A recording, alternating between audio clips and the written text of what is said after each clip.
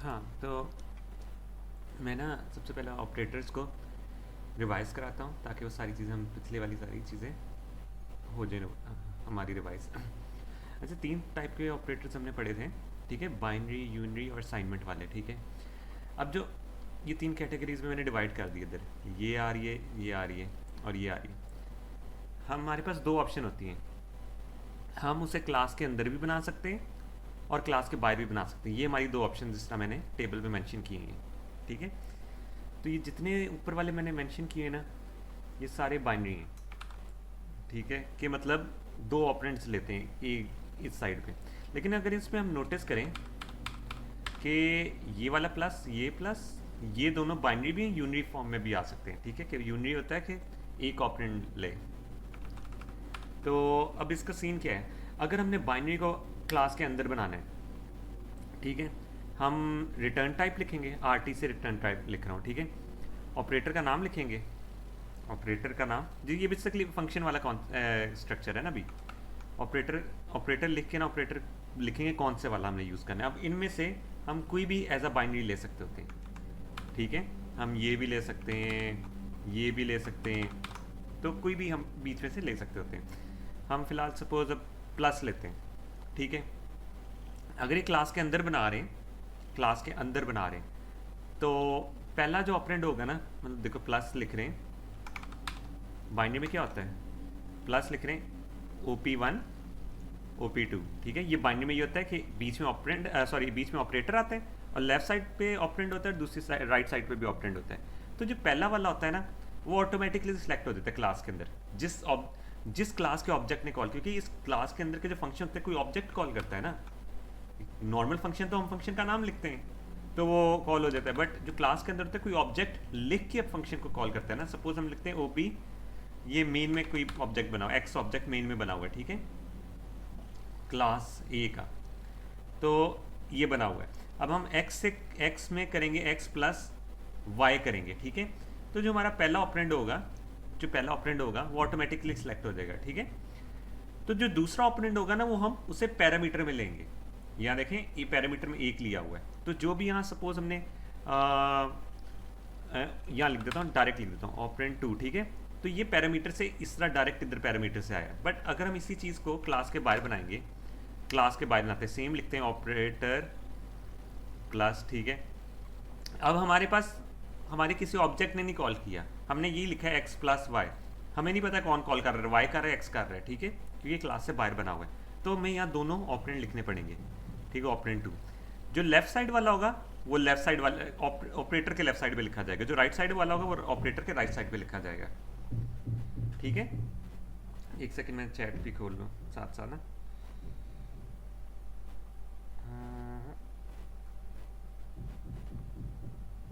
ठीक है, तो ये चीज़ इस तरह आ रही है। अब यहाँ देखें, यहाँ मैंने जब क्लास के ये इस ऑपरेटर को क्लास के बाहर अंदर बनाया तो एक ऑपरेंड लिया हुआ है, तो जो पहला ऑपरेंड होगा वो हम खुद से जो जिस ऑब्जेक्ट ने कॉल किया तो वो सिलेक्ट हो जाएगा।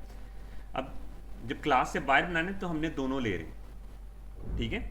ये हमने दोनों ऑपरेटर लिए इसमें, ये देखें।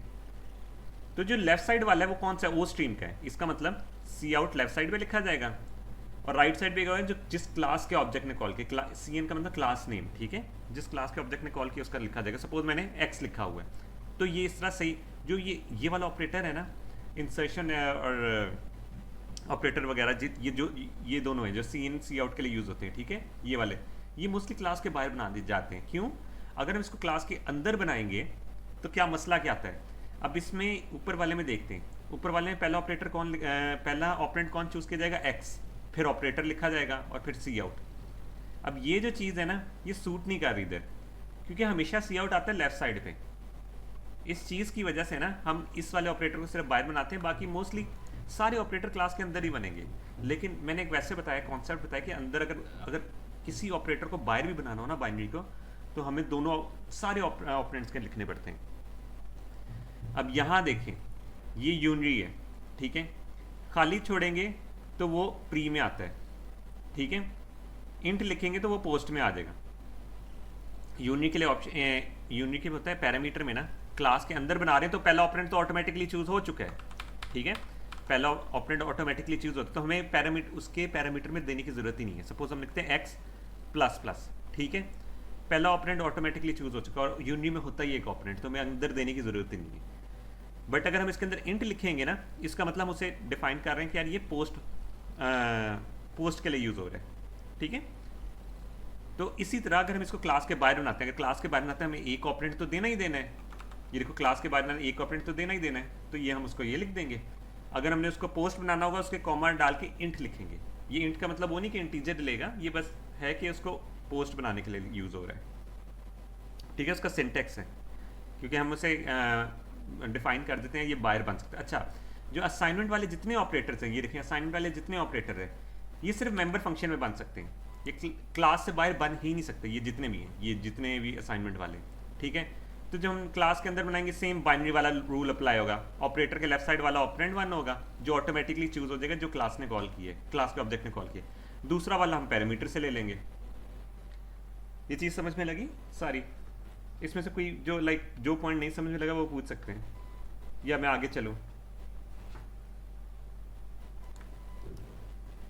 ये भी मैं वैसे बनाऊंगा, मैं वैसे पूछ रहा हूँ कि बेसिक आ गया ना समझ? हाँ ठीक है। अब मैं करता हूँ hash include iostream using name. मैं एक ही फाइल पे काम कर रहा हूँ ताकि ना सारी चीज़ें समझ लगती जाएँ। बाद में मैं एक वैसे सेपरेट लेक्चर बना लूँगा जिसके अंदर मल्टीपल फाइल्स में काम करना सिखा दूँगा। हाँ,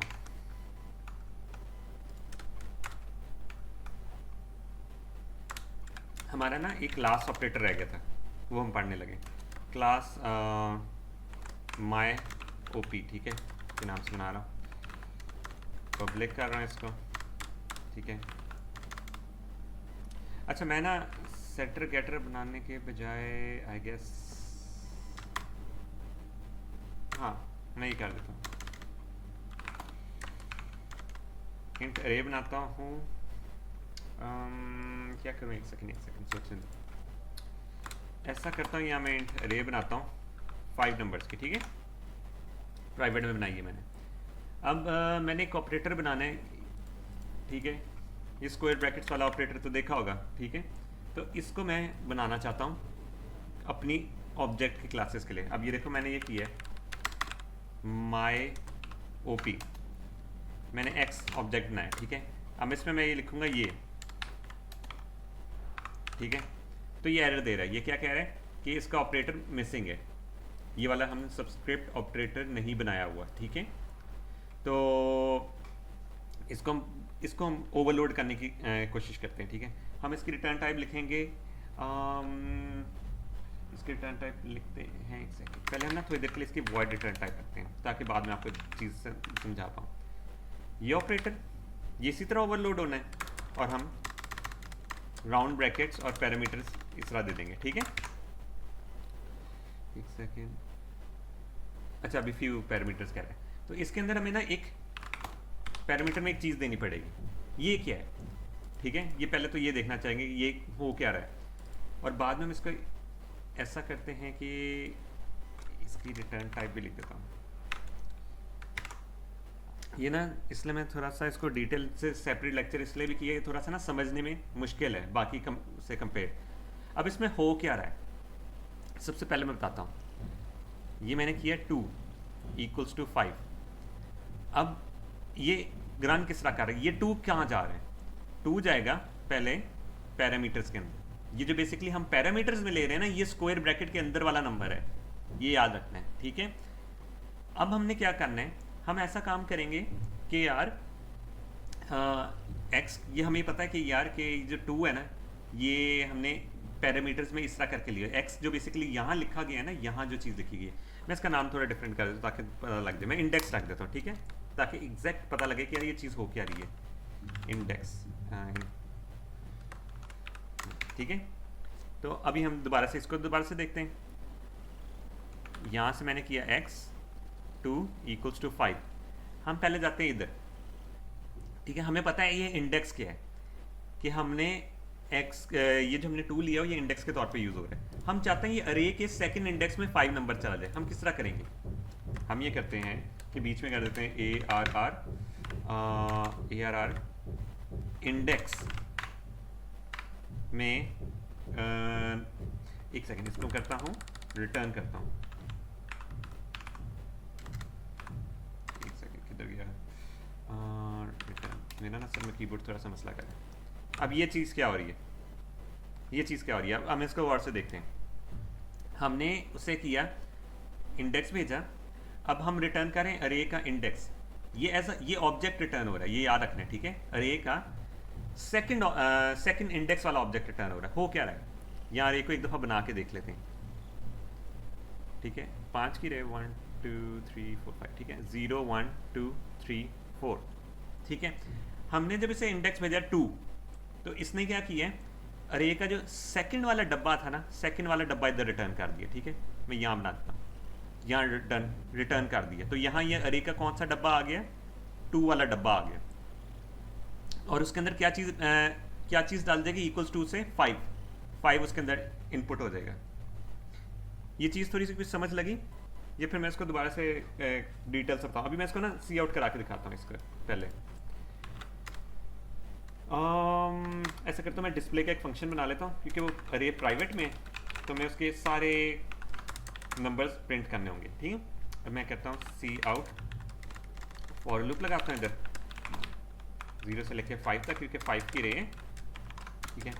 और मैं यहाँ कर देता हूँ सी आउट ARR आई, ठीक है? और यहाँ आ जाएगा एंड लाइन। अब मैं ना x की रे को डिस्प्ले कराता हूँ,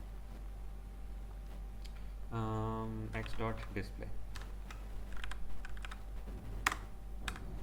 ठीक है? अगर मैं इसको डिस्प्ले कराऊँ तो हमारे इसके सेकंड इंडेक्स में होना चाहिए, ये देखो सेकंड इंडेक्स में 5 चला गया ना। अब ये दोबारा से इसको एक दफ़ा दोबारा से रिपीट करते, तो ये गया किस तरह? अब हमने किया, ये हमने लिखा था, एक सेकेंड, ये क्यों नहीं चल रहा? हाँ, हमने लिखा ये x इक्वल्स टू ये, ठीक है, इक्वल्स टू 5। ये गया है फंक्शन के अंदर, ठीक है? उसने अरे का ये क्या ऑब्जेक्ट रिटर्न किया, देखो इंट m% है, सेम ऑब्जेक्ट रिटर्न कर दिया, ठीक है?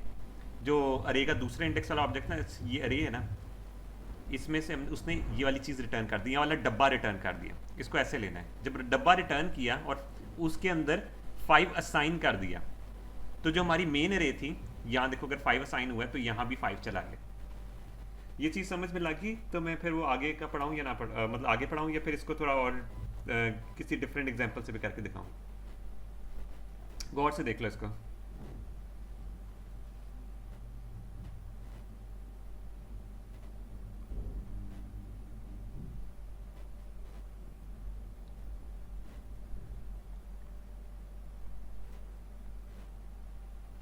आगे कराऊँ, क्योंकि इस तरह अभी हमारा ना ये ऑपरेटर्स का सीन तो हो गया कि लाइक बेसिक ऑपरेटर बनाने आ गए, ठीक है?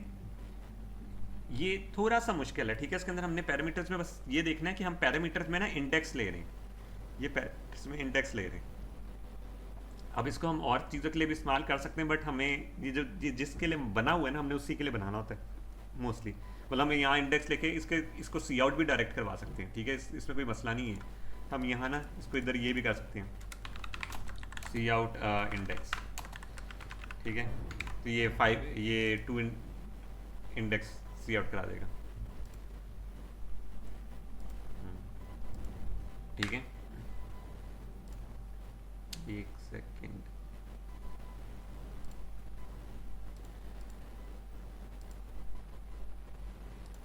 अच्छा इस तरह तो ये हमारे ना लाइक ऑपरेटर, बेसिक ऑपरेटर बन जाते हैं। बाद में सैटरडे को ना हर ऑपरेटर को सारों को मैं दोबारा से बनाऊंगा, ताकि सारों का भी साथ रिवाइज हो जाए। तो अभी बात आ जाती है कांस्टेंट के बारे में, ठीक है? इसको हम दोबारा से करते हैं रब सारा, ठीक है? इसको भी हम करते हैं रब। हमने पढ़ा था यार कांस्टेंट होता क्या, ठीक है? सपोज हम इंट एक्स से कांस्टेंट इंट एक्स करते हैं 5, ठीक है? चैट खोल लूँ फिर से, एक सेकेंड, हाँ ठीक है?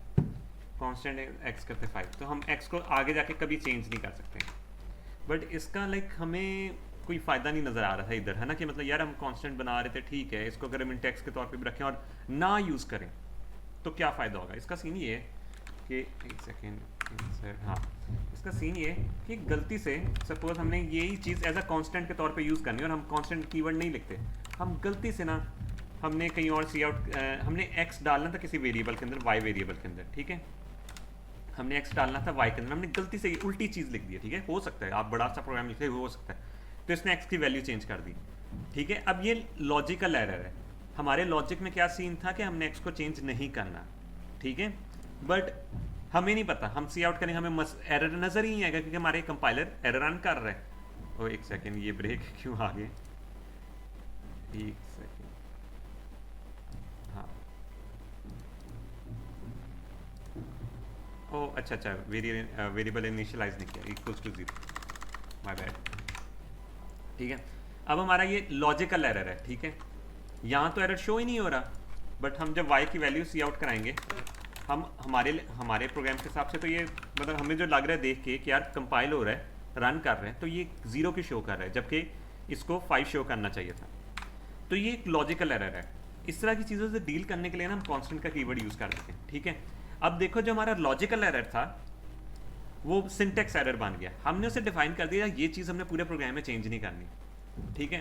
अब वो हमारा सिंटेक्स एरर बन गया, अभी हमारा ये प्रोग्राम रन नहीं करेगा, हमने अपने लॉजिकल एरर को सिंटेक्स एरर में कन्वर्ट किया हुआ है ताकि हमें पता लग जाए, अच्छा ठीक है, ये मैंने ये गलती की थी, जो अब गलती से भी छोटी सी गलती करना चाहें तो वो नहीं हो पाएगी, ठीक है। तो इस तरह के हमें कांस्टेंट का कीवर्ड ना बहुत अच्छा रहता है, जो अच्छी क्लासेस बनती है ना उनके अंदर कांस्टेंट अच्छे से यूज़ होता है। अब कांस्टेंट यूज़ कहाँ कहाँ होता है, सबसे पहले ना हम एक क्लास का मेंबर बनाते हैं, कांस्टेंट वेरिएबल तो आपको पता लग गया क्या चीज़ है, ठीक है, कॉन्स्ट क्लास के नाम से ना मैं बना देता हूँ, ठीक है, ठीक है। अब मैं सपोज क्लास बनाता हूँ कॉन्स्ट इंट एक्स के नाम से, ठीक है, ये कांस्टेंट वेरिएबल है, ठीक है। अब मैं डिफ़ॉल्ट कंस्ट्रक्टर रन करूँगा, डिफ़ॉल्ट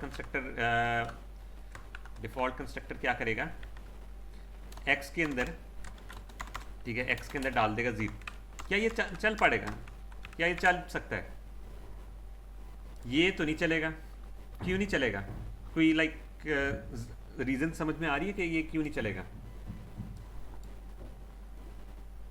मैं इसका थोड़ा सा बताता हूँ, देखो, अब हमने जब क्लास का ऑब्जेक्ट बनाया, ठीक है, इस क्लास का ऑब्जेक्ट बनाता हूँ, हाँ, वो भी बनाया, ठीक है। अब जो उसने मेंबर्स थे ना एक्स को क्रिएट कर चुका था, ये बेसिकली हम ऐसे ही काम कर रहे हैं, कॉन्स्ट इंट एक्स किया हमने, ठीक है, और बाद में हम एक्स को वैल्यू दे रहे हैं 0, ये तो कांस्टेंट है, ये किस तरह वैल्यू दे पाएगा इसको, ठीक है।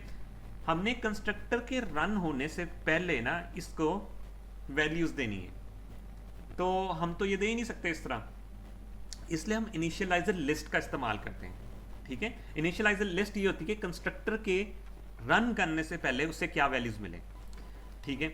अब हम इसको इनिशियलाइजर लिस्ट अगर हमने यूज करने के लिए ये 2 कॉलन डालते हैं, ठीक है, पैरामीटर्स के बाद और फ्लावर ब्रैकेट से पहले हम जिस मेंबर के अंदर डाल लिए ना उसका नाम लिखेंगे x, और राउंड ब्रैकेट्स में उसको क्या वैल्यू देनी है हम वो लिख देंगे 0, ठीक है। अब जब हम इस तरह करेंगे ना, ठीक है, इस तरह करेंगे तो ये काम कर पड़ेगा, ठीक है। तो हम ऐसा करते हैं, इसका गेटर फंक्शन भी बना लेते हैं, ठीक है, इंट गेट एक्स, ठीक है, ठीक है, इंट गेट एक्स, यहाँ रिटर्न कर देते हैं हम एक्स की वैल्यू, ठीक है।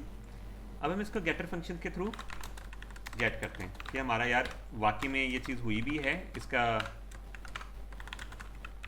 0 आया भी है या नहीं आया, है ना, 0 आ रहा है। इसी तरह पैरामीटराइज में भी करते हैं, कंस्ट्रक्ट क्लास मैंने इंट y कर दिया, ठीक है, पैरामीटर में कोई वैल्यू ली है।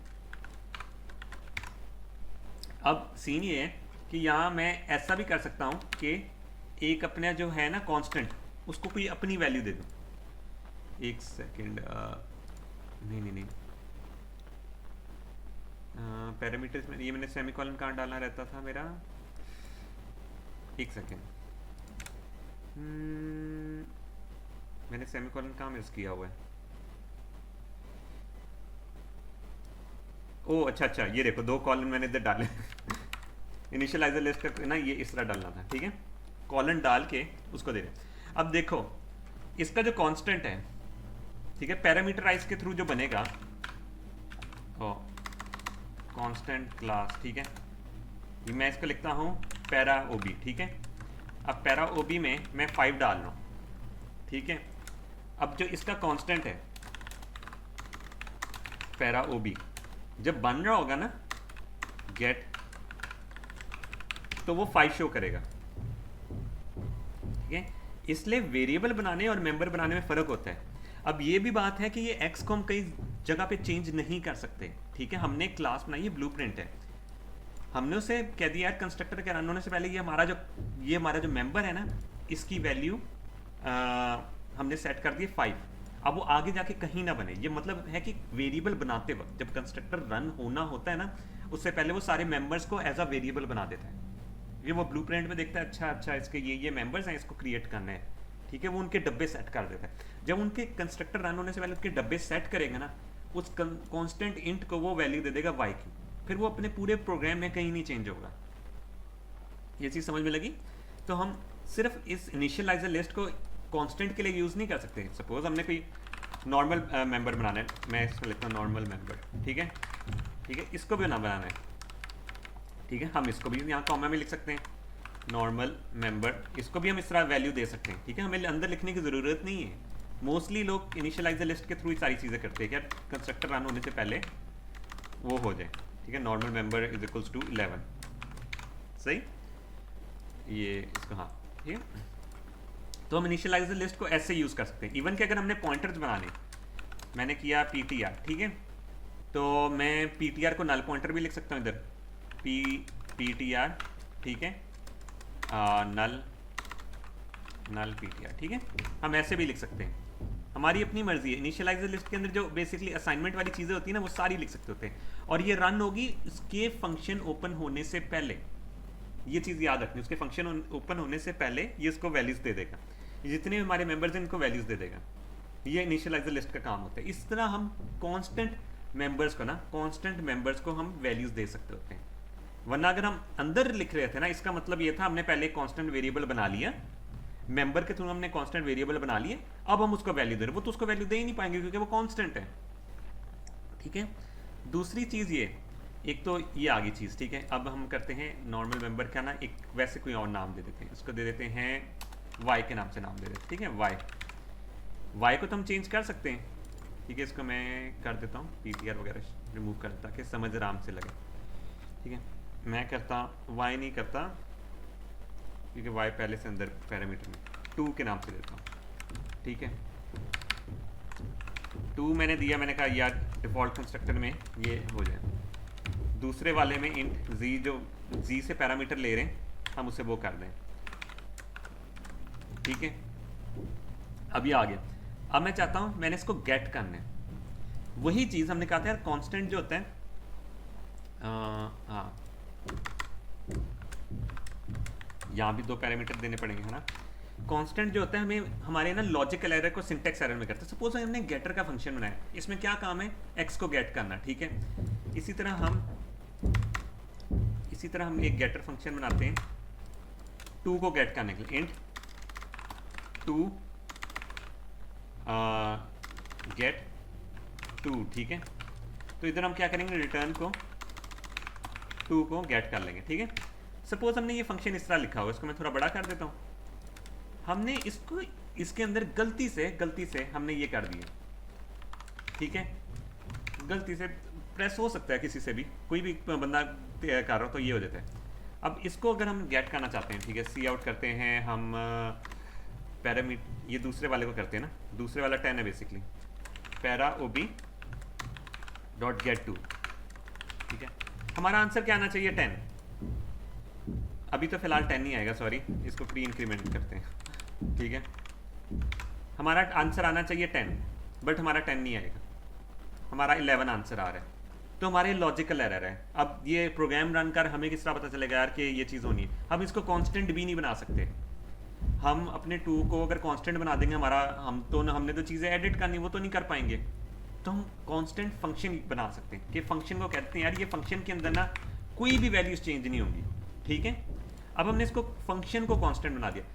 मेंबर को कांस्टेंट होना और फंक्शन को कांस्टेंट होने में फ़र्क है। अब हमने इसको फंक्शन को कांस्टेंट बना दिया। ये कह रहे हैं यार कि इसके अंदर ये जो फंक्शन है ना, ये किसी की वैल्यू को भी छेड़ नहीं सकता अंदर। ठीक है, तो हमें हमारा जो बेसिकली लॉजिकल एरर था वो सिंटेक्स एरर में कन्वर्ट हो गया। हम कहेंगे अच्छा अच्छा ठीक है ठीक है ठीक है, ये हमारा ही हो गया। अब जो सेटर फंक्शन होता है, जो सेट करने वाला फंक्शन होता है, वो कांस्टेंट नहीं होता, उसके अंदर हमने वैल्यूज डालनी और सेट करनी होती। हमारा जो गेटर फंक्शन होगा वो भी कांस्टेंट होगा। हमने जो डिस्प्ले के फंक्शन बनाए होंगे, यार हम कहेंगे यार सारे मेंबर्स को ना डिस्प्ले कर दो, है ना, कोई ऐसा फंक्शन बनाएंगे ना, वो भी हम अपना कांस्टेंट रखेंगे ताकि हम गलती से उसके अंदर इधर उधर चीज़ें चेंज ना कर दें। सही है।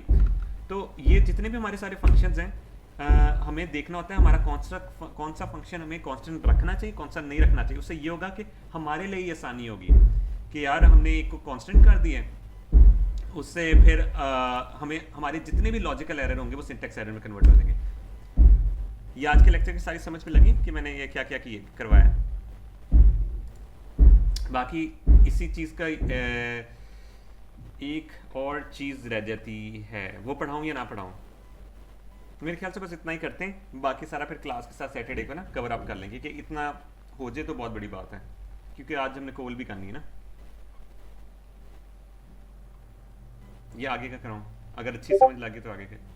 हाँ ठीक है, ओके। अगर आपको मेरी वीडियो पसंद आई हो तो इसको लाइक, सब्सक्राइब और शेयर करें, और हम मिलेंगे अपनी नेक्स्ट वीडियो में।